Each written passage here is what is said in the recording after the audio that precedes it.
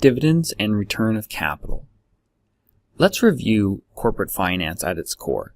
The purpose is to maximize the value of a business through planning and implementing management resources while balancing risk and profitability. In the earlier chapters of this course, we looked at capital investments and capital financing of those investments. And now we turn to looking at dividends and return of capital and the decision-making process that managers of businesses go through when they decide if they will return money back to investors and why.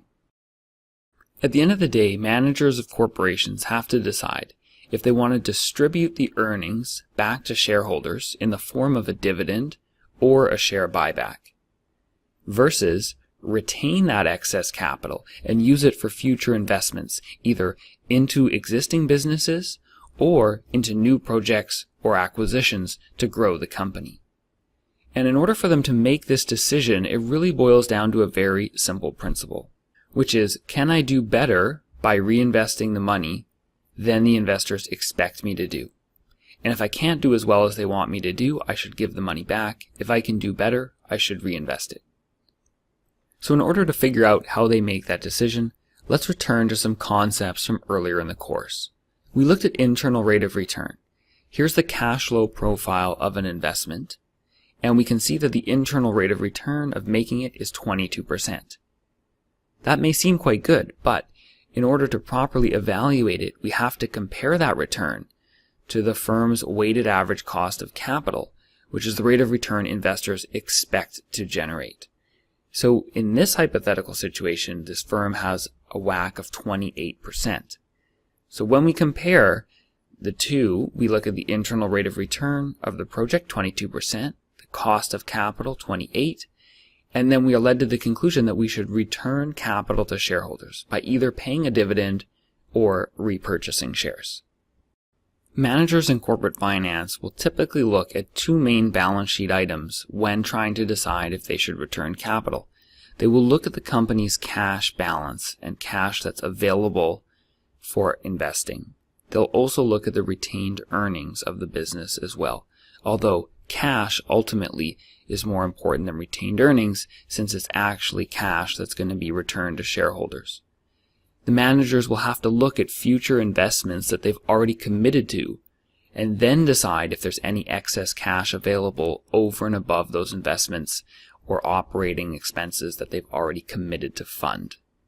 But assuming there is excess cash or excess retained earnings, then they'll follow the decision-making tree, where they will look at the internal rate of return of the investment and compare it to the WACC.